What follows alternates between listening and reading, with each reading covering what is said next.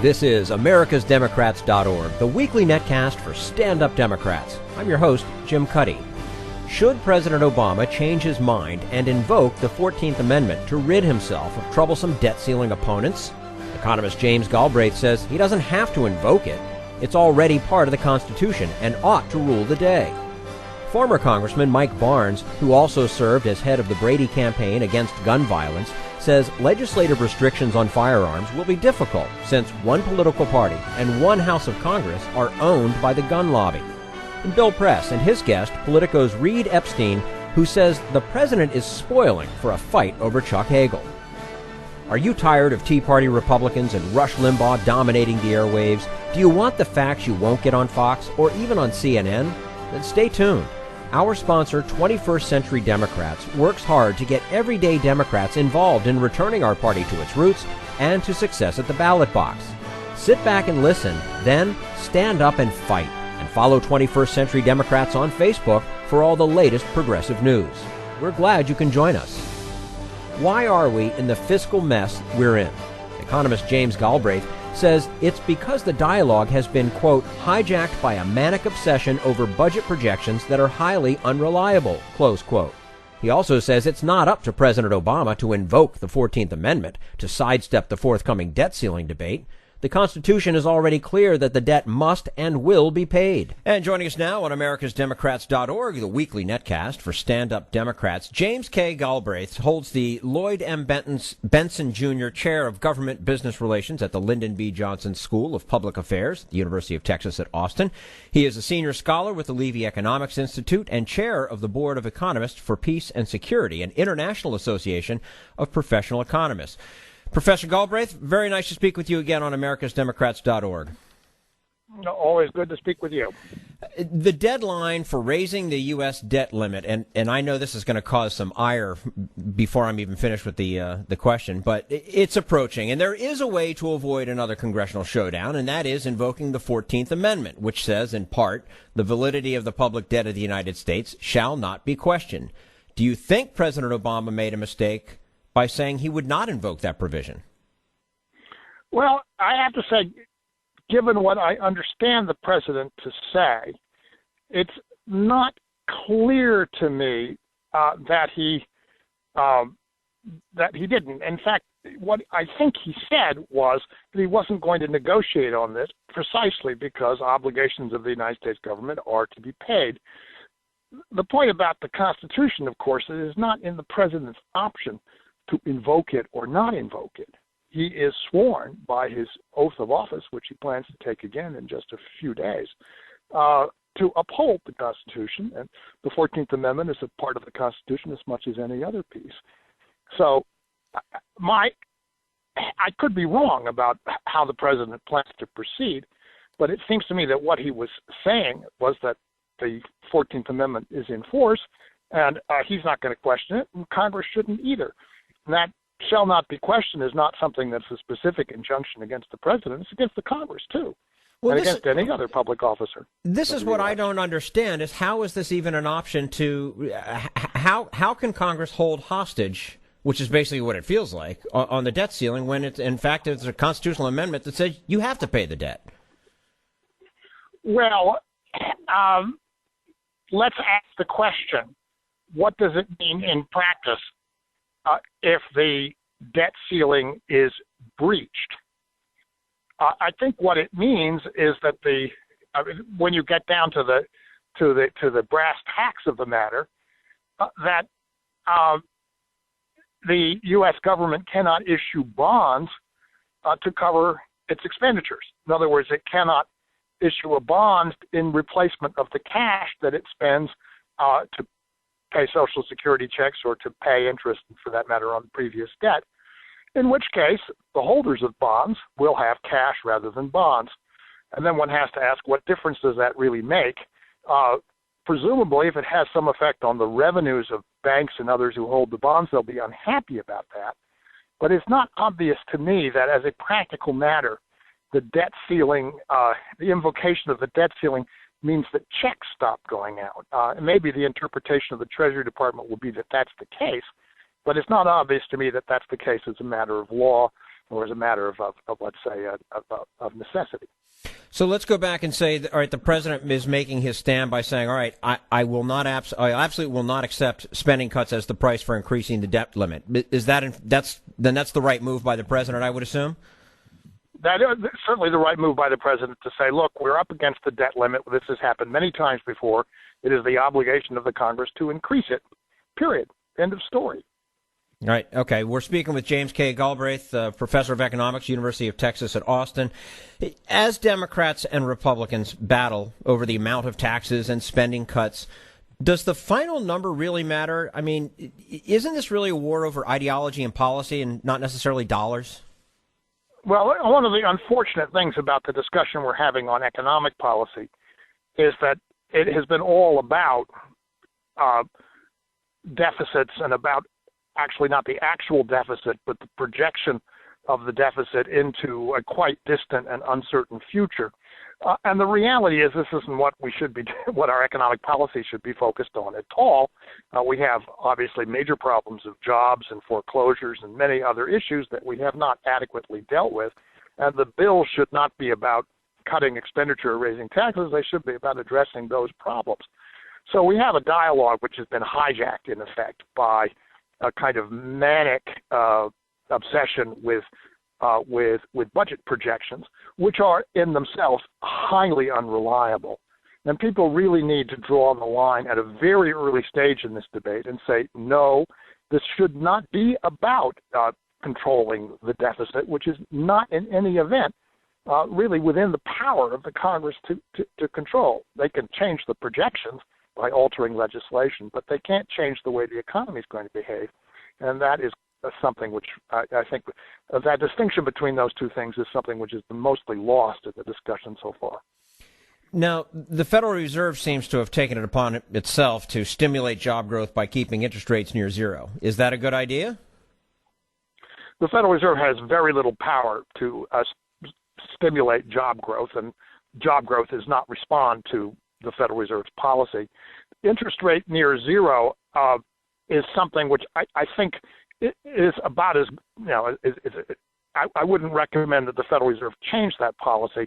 I think most economists would agree that in the present environment, it would be nice if you could get the interest rate below zero. In fact, you can't.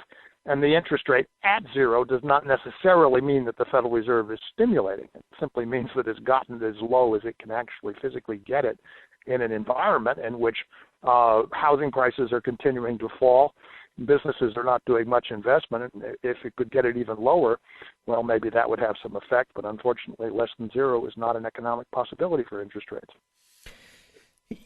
We're speaking again with James K. Galbraith, professor of economics at the University of Texas at Austin. You've argued that the Fed is largely at fault for increasing income inequality.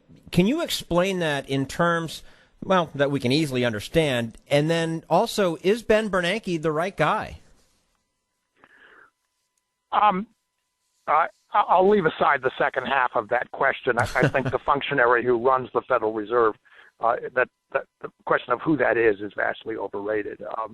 Ben Bernanke is certainly an improvement on his predecessor. On the question of the Federal Reserve and inequality, I have written about this at length going back many years now.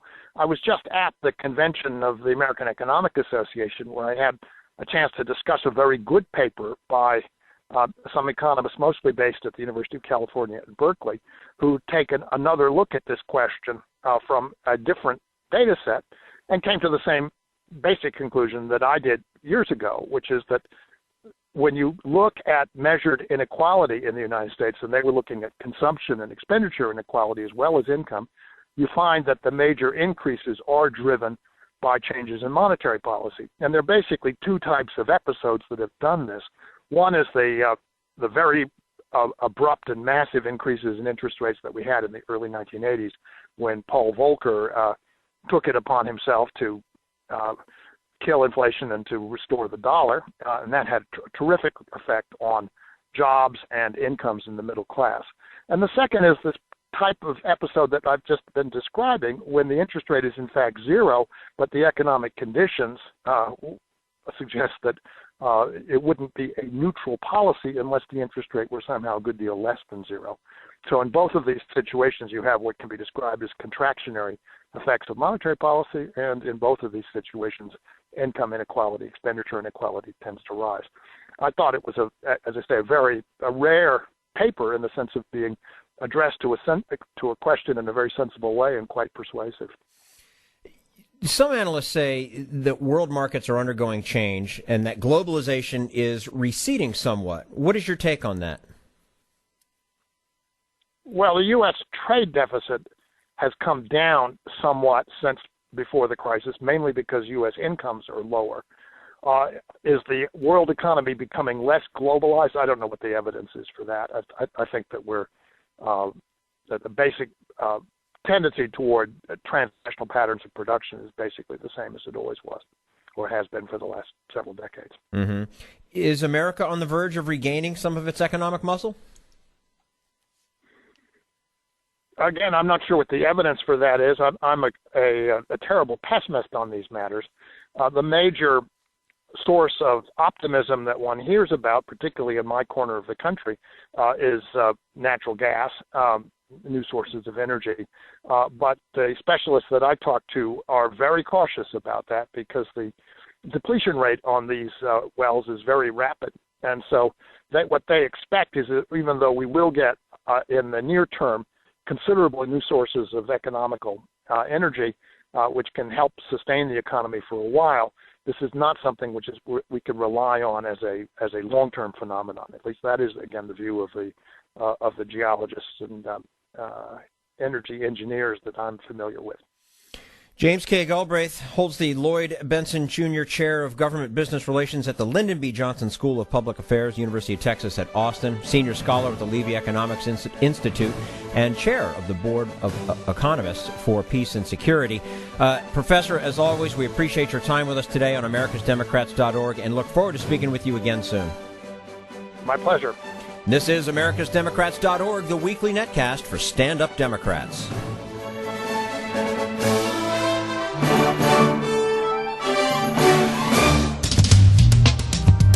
We want you to sit back and listen, but we need you to stand up and fight. Do you want to get involved and help get our party back to its roots and to success at the ballot box?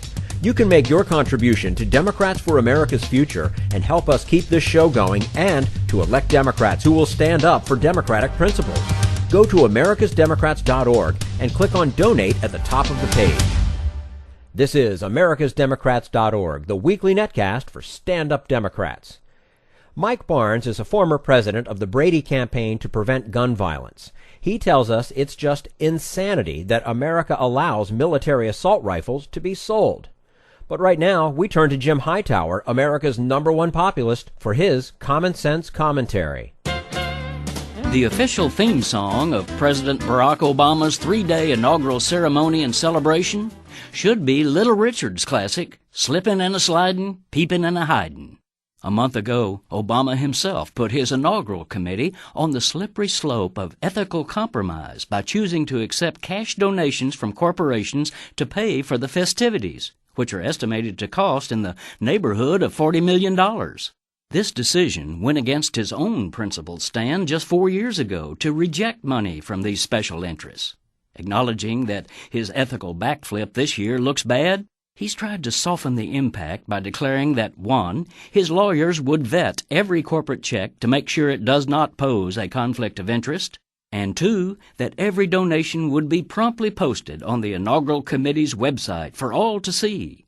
But as he slid behind this pledge of transparency, he slipped on his own legalistic cleverness. Go to the website, www.2013pic.org, and sure enough, you'll find a long list of names. But that's it. No indication of whether they're corporate executives, no clue as to what city or state they're from, and no revelation of how much money they've chipped in. This isn't transparency, it's trickery. Only 6 corporate names appear, including AT&T, Microsoft, and Swiss-owned biotech giant Genentech. Excuse me, but all 3 of these have truckloads of favors they want from the White House. They reek of conflicts of interest. Again, there's no disclosure of how much cash each one put up. But news stories have revealed that the Obamacans are asking some donors for as much as $1 million. This is Jim Hightower saying, who do they think they're fooling, besides themselves? This isn't slick, it's clownishly inept, and it's ethically shameful. Need an antidote to the progressive blues? Want some good news about how grassroots folks are rebelling against the corporate powers and winning? Well, here's an easy-to-swallow pill for you, the Hightower Lowdown. Hightower's monthly newsletter will give you the lowdown, even as it lifts you up. It's 4 pages a month, jam-packed with facts you can use, actions you can take, and Jim's own Texas humor, all for only $15 a year. To become a lowdowner, go to hightowerlowdown.org. This is americasdemocrats.org, the weekly netcast for stand-up Democrats. Former Congressman Mike Barnes used to be president of the Brady campaign to prevent gun violence. He also served as a Marine, and he says it's pure insanity that America allows the sale to nearly anybody of the rifle he was issued, a weapon designed to kill as many people as possible, as fast as possible. And joining us now on americasdemocrats.org, the weekly netcast for stand-up Democrats, Mike Barnes is a senior fellow with the Center for International Policy. As a former congressman from Maryland, he's an expert on domestic issues as well as a specialist on Latin American affairs. In the 1980s, Mike was appointed by President Reagan to the Kissinger Commission on Central America, and after his congressional service, he was president of the Brady Center to Prevent Gun Violence. Mike Barnes, as always, a pleasure to have you with us on americasdemocrats.org. Terrific to be with you. Thank you. As a former member of the House of Representatives, can you tell us just what the heck is wrong with it? I mean, where have they gone wrong? Well, they elected too many right-wing, intransigent members who don't understand how a democracy is supposed to work. You can't have a functioning democracy if people are not willing to compromise. That's inherent in a successful democratic system.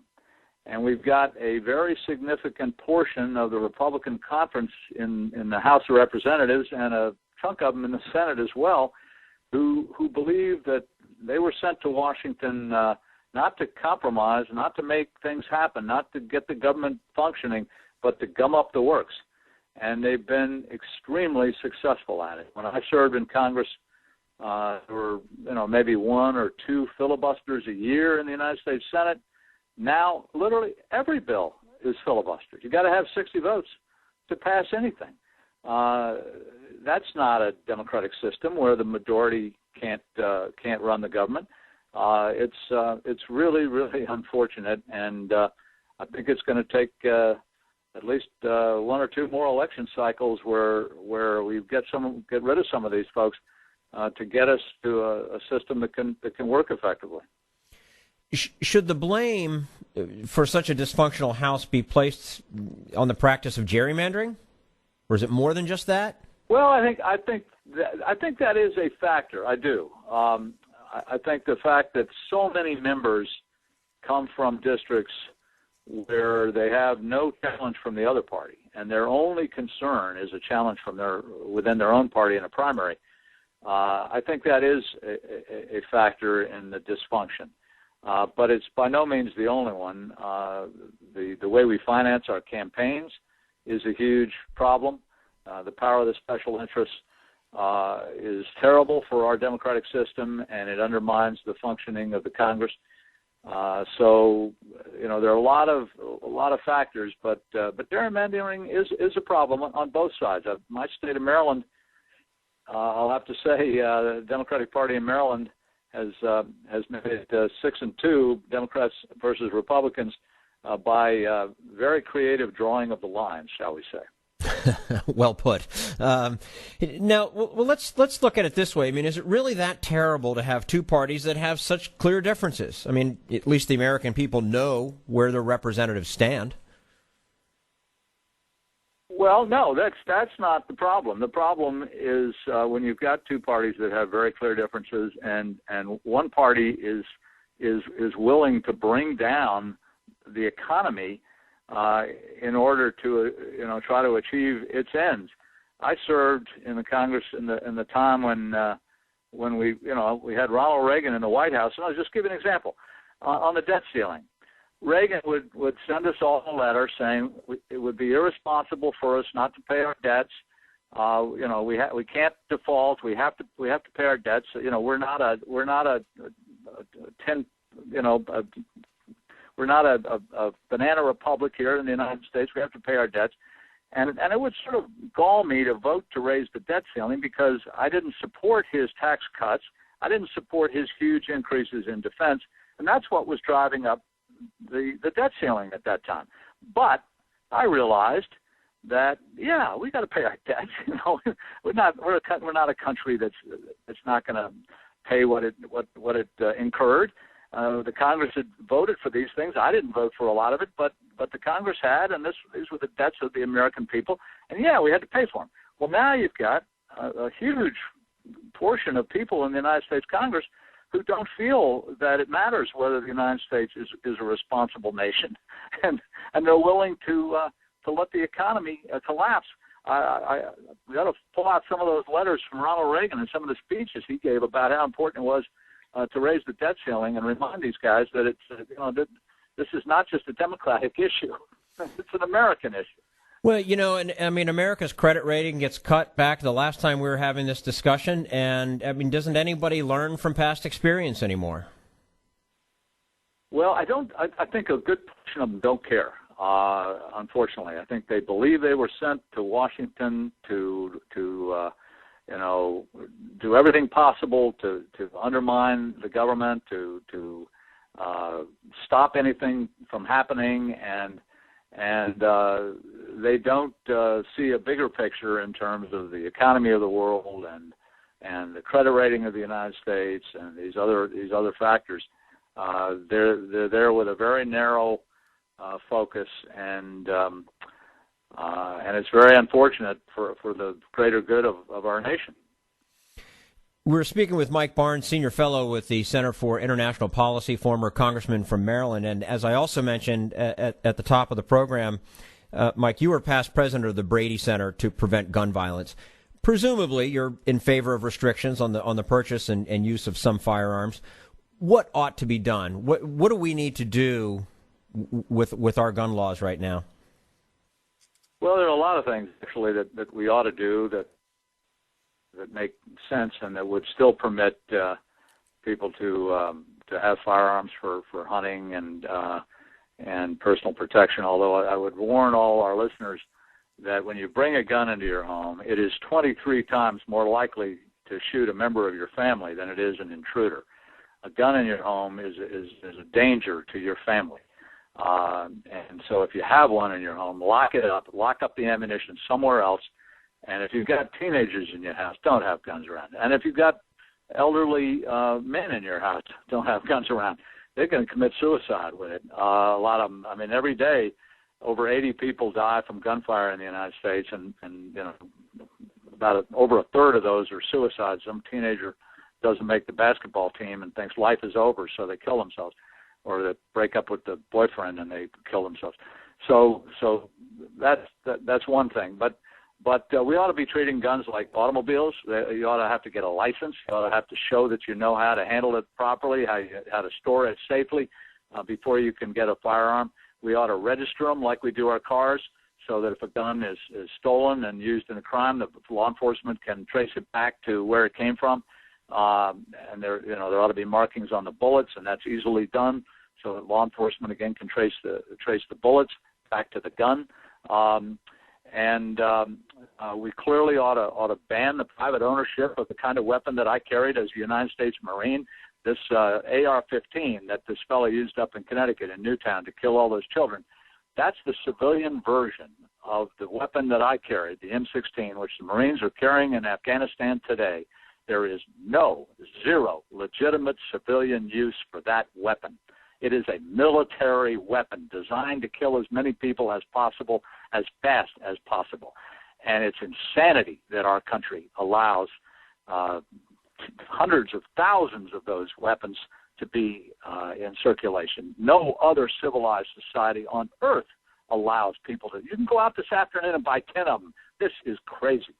So there are a lot of things that we ought to be doing to reduce gun violence in this country. And I hope that that the president and the vice president will be successful in moving forward and getting something done, although it will be very difficult because the gun lobby tragically owns one of the two political parties in this country and tragically owns one of the two houses of Congress in this country, and it will be extremely difficult to accomplish anything. Mm. Talk to us a little bit about how lax U.S. gun laws affect the drug wars in Mexico and elsewhere. Well, the Mexicans have built a huge billboard right across the border made out of guns that were smuggled into Mexico from the United States. They're purchased legally in the United States and then smuggled down into Mexico, and Mexican authorities have got this have gotten thousands of these guns and made them into a huge billboard begging the United States to stop this flow of weapons, because people go into gun stores or gun shows in New Mexico, Arizona, Texas. They buy large numbers of guns. They then get them into Mexico, and they're being and these are a lot of these assault weapons. They're being used by the Mexican drug cartels, and they outgun the Mexican police. Now, even here in the United States now, police forces are having to use military assault weapons because the bad guys have them. And we've had instances, as you know, when American police show up at a bank robbery and they've got their handguns, and the bad guys have got their assault weapons, and the police get killed.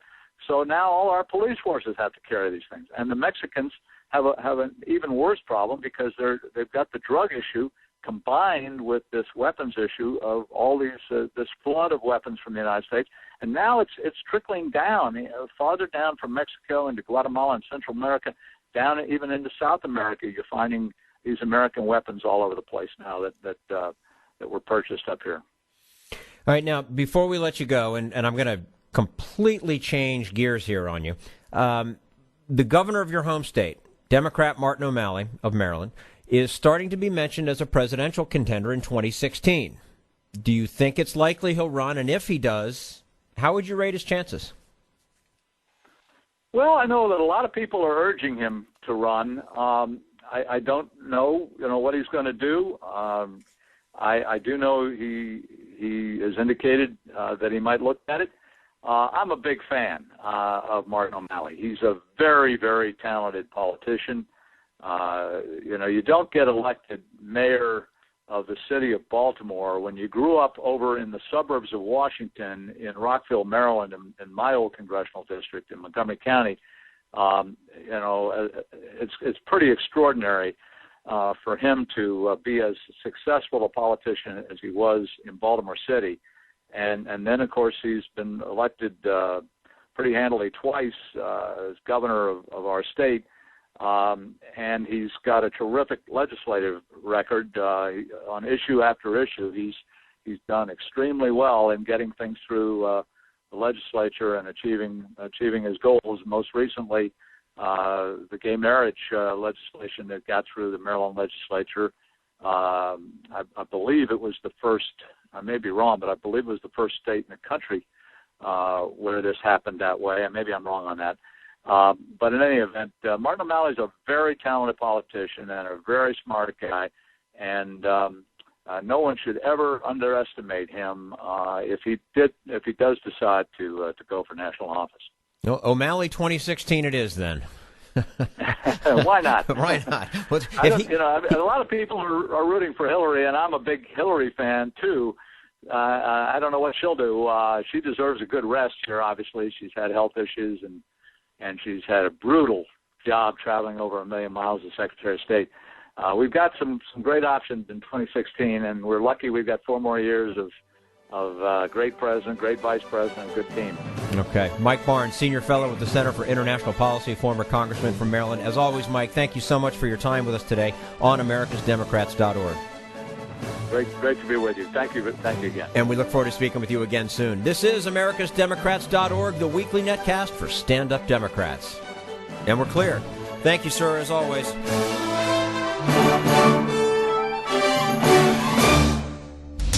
We want you to sit back and listen, but we need you to stand up and fight. Help get our party back to its roots and to success at the ballot box. Make your contribution to Democrats for America's Future to keep this show on the air and help elect stand-up Democrats.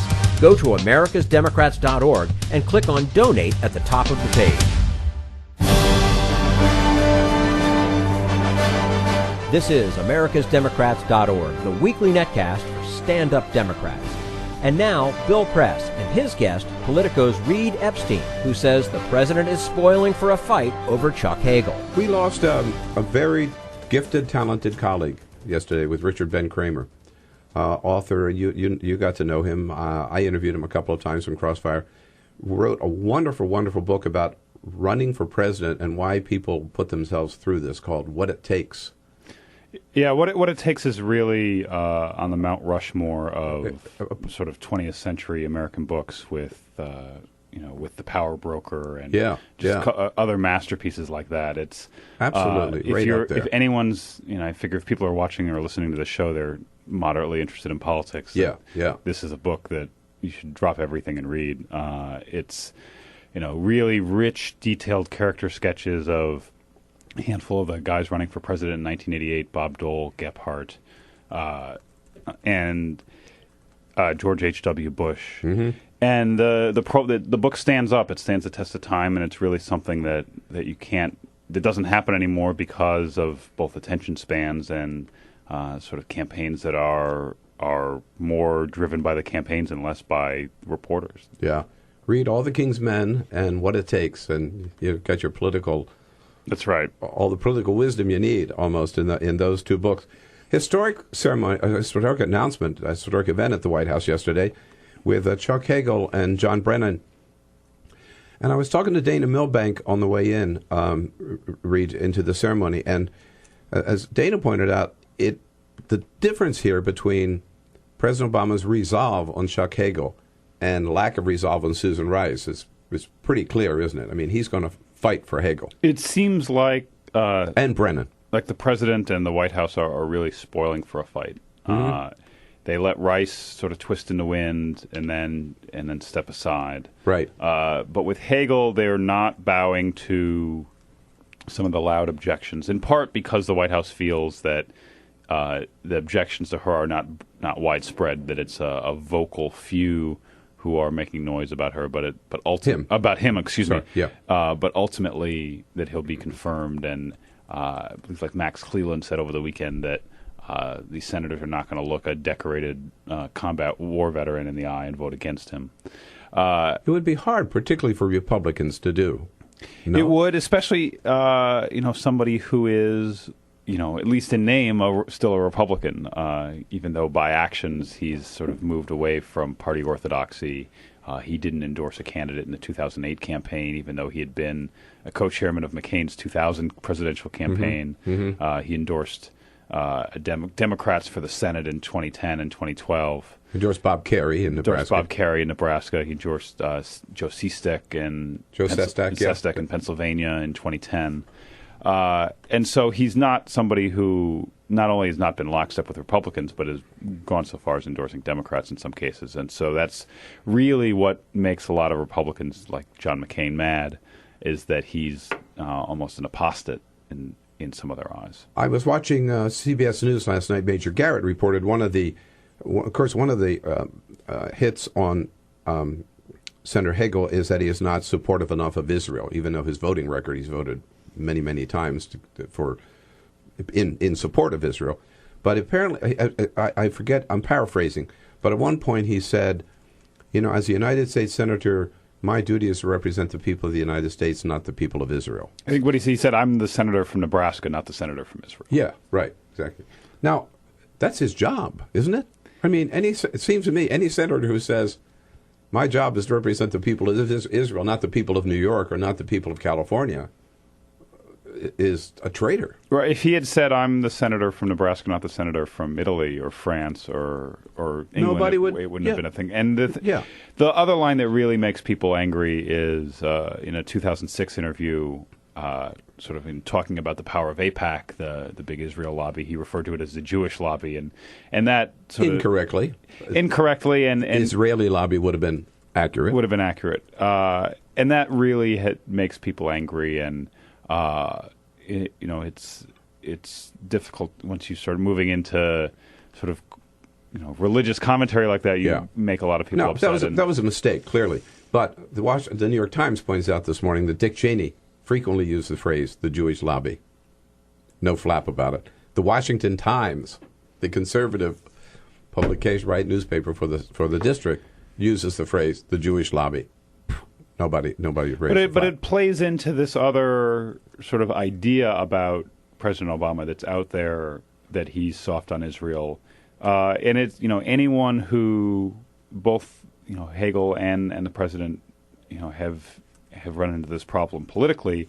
Anyone who sort of suggests any sense of fairness between Israel and the Palestinians gets immediately labeled as somebody who's soft on Israel. And because of the relationship between the United States and Israel, and because the way that many presidents, particularly Republican presidents, have portrayed the United States as in lockstep and having no daylight between the U.S. and Israel, any suggestion that there's any disagreement is greeted with this kind of soft on Israel attacks. On the part of some commentators, not all. Unless you're 100% with the Likud party, you are not 100% pro-Israel, which is wrong. And if you want to know how wrong it is, I would suggest you go to Israel and read the Israeli press, who are much more critical of the Likud party or Bibi Netanyahu than commentators or politicians in this country as well. But that's this. Well, Chuck Hagel will be asked, rightfully so, tough questions on that issue, on the gay issue, and have to respond. Right, and the gay issue, I think, is a lot easier for him. Some of the things he said 14 years ago were a lot more difficult to explain both then and now than what he said on Israel. He has, he's apologized. He said he's evolved like so many others on that issue. And we've seen the Human Rights Campaign has come out and accepted his apology and essentially said that many people have joined their ranks in the last years, and they're pleased to have him with them. And Hagel's people in the White House will point out that in 1998 you had President Clinton signing "Don't Ask, Don't Tell." You had him signing the Defense of Marriage Act, right? And the idea that a Republican senator from Nebraska in 1998 would have been anything but hostile towards gays and lesbians is essentially not remembering what it was like then. Interesting, too, that Barney Frank has said he totally supports Chuck Hagel, and Jim Hormel, the ambassador in question there, who's a very good friend of mine from San Francisco, a longtime friend of mine, has said that that he accepts Chuck Hagel's apology, too, and could support his nomination as Secretary of Defense. So when we come back, though, let's talk about John Brennan, because the controversy about him seems to get lost in all the talk about Chuck Hagel. We're talking with Reid Epstein, who is the White House correspondent for Politico, here on the Full Court Press this Tuesday morning. Today I can say to the men and women of the CIA, in Director John Brennan, you will have one of your own, a leader who knows you, who cares for you deeply, and who will fight for you every single day. This is the Bill Press Show. That was President Obama yesterday in the East Room, of course, praising his nominee, John Brennan, to be the next director of the CIA. Reid Epstein, political reporter for Politico, here in studio with us. John Brennan, it was interesting, both of these men the president pointed out. Chuck Hagel, an enlisted soldier, Vietnam vet, they're representing the troops. John Brennan, 25 years in the CIA, they're representing the men and women servants of the public servants of the CIA. It was, like the president said, these are two nominations where he was nominating like one of their own to lead them. And it was really, it was sort of not very campaigny, but there was a campaign vibe to it that, you could have played the Springsteen song as they came in and out. Yeah. Well, there was sort of a campaign in the sense the campaign started to get them confirmed. And I observed, I'm sure you did too, that the president, not once, but twice, at the end of his remarks, he came back urging the Senate to act quickly to confirm. Yeah, it was, and when it was very interesting to compare it after, going back and watching the John Kerry nomination from before Christmas. When he nominated Kerry, he said he expects and anticipates that the Senate will confirm him easily. He didn't bother to urge the Senate to do so because it seemed then and is now sort of a foregone conclusion, where yesterday with Hagel and Brennan, he urged the Senate twice. He came back at the end when it seemed like the event was over and did it again. Yeah. And they're really making the case for Hagel, and they know that they're in for something a little less than smooth sailing. In the end, right? What's your prognostication? Hagel and Brennan both confirmed. One more easily than the other, but both confirmed. Hagel will certainly, be able to slip through some of the wake of what Hagel goes through. I think Hagel is going to have some trouble, and it will be interesting to see how good the White House is at navigating some of these tough waters. And they certainly think that they won't have a problem getting Hagel confirmed in the end, and they certainly wouldn't have nominated him if they thought he was going to lose. Yeah, well, it's good to see the president fight for something. Reid Epstein, always good to see you, my friend. Happy New Year. Thanks for coming in. That's all for americasdemocrats.org. Thank you to all who made today's show possible. James Galbraith, Mike Barnes, and the entire Bill Press team. And thank you for listening. If you liked what you heard, please get involved in our efforts to keep this show going and to elect Democrats who are bringing the party back to its roots. Go to americasdemocrats.org and click on Donate at the top of the page. And be sure to find 21st Century Democrats on Facebook. For americasdemocrats.org, I'm your host, Jim Cuddy. We want you to sit back and listen, but we need you to stand up and fight. Join us. Support the show and help elect Democrats who will stand up for democratic principles with your contribution today. Go to americasdemocrats.org